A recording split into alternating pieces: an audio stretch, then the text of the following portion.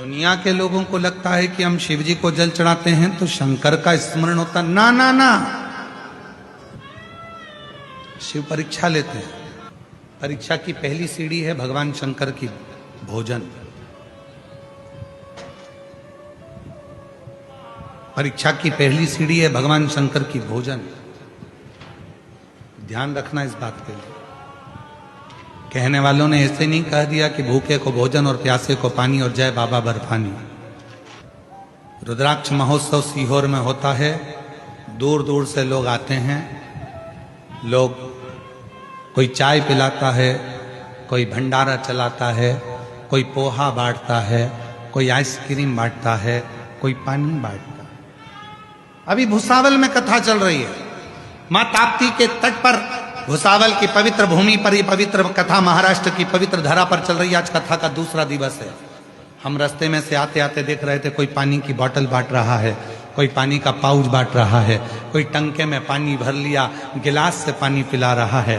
उनको देखकर हमें लग रहा था शंकर भगवान की कथा बार बार कहती है कि शिव जी से स्वयं मां जगतजननी माता सती ने, स्वयं माता सती ने भगवान शंकर से प्रश्न किया था, भोले बाबा आप जब संसार के लोगों से प्रेम करते हो, संसार के लोगों से स्नेह करते हो, जब संसार के लोगों को आप देना प्रारंभ करते हो, उससे पहले आप संसार के लोगों की परीक्षा लेते हो? शिव जी ने कहा हाँ।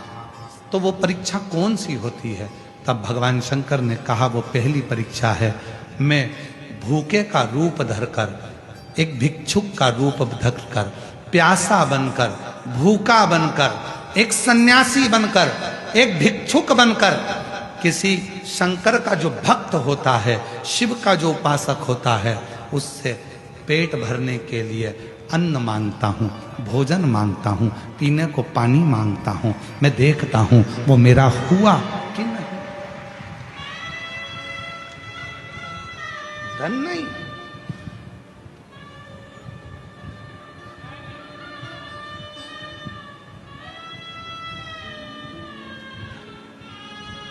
श्रेष्ठ सन्यासी,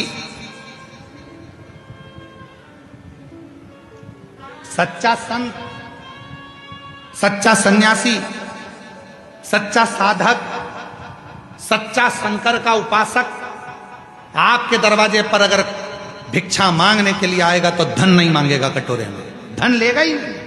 वो मांगेगा तो कहेगा कुछ भोजन हो तो दीजिए, भूख लगी है, थोड़ा सा पानी पिला दीजिए, प्यास लगी, प्यास कुछ हो तो दीजिए, बहुत भूख लगी, बहुत।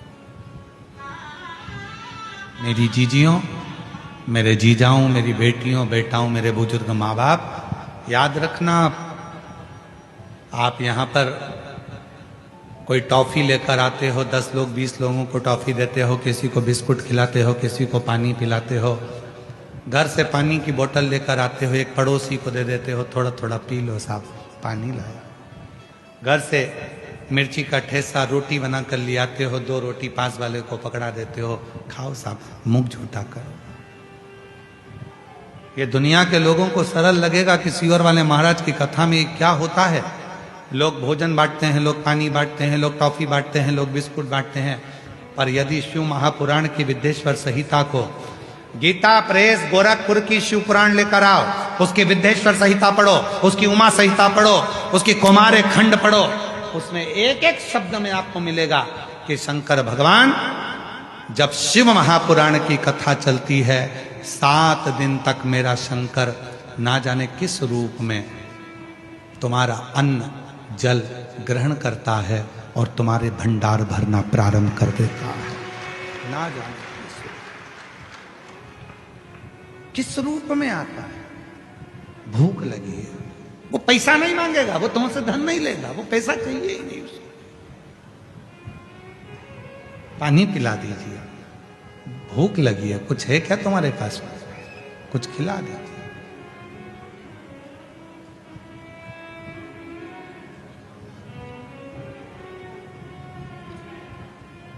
अभी हम लोग जब सीहोर से यहाँ आ रहे थे भुसावल के लिए, तो बीच में एक रास्ते पर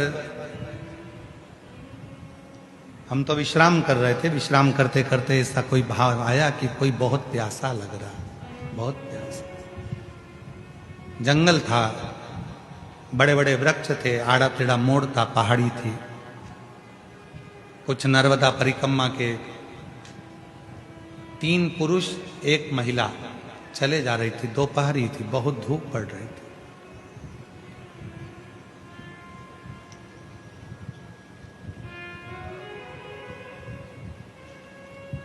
हमने सुनील से कहा कि गाड़ी को थोड़ा सा कहीं साइड लगाओ, ऐसा लग रहा है कि कोई यहाँ पर प्यासा है, किसी को भूख लग रही है या प्यास लग रही है। रोका।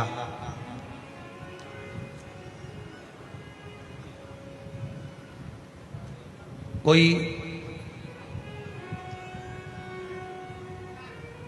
महिला भी थी, 3 पुरुष भी थे, और उतरते से हमने पानी का बोतल उनको दिया, तो वो माता की आंख से आंसू झलक कर कहा, हमारे टंगल में 2 घंटे से पानी नहीं है और हम चल चल कर प्यासे हो गए। तब हमने भगवान भोलेनाथ से, माई नर्मदा से प्रार्थना करी कि कोई पानी मिल जाए, और ये पानी की बोतल मिली। हमने कहा, माँ,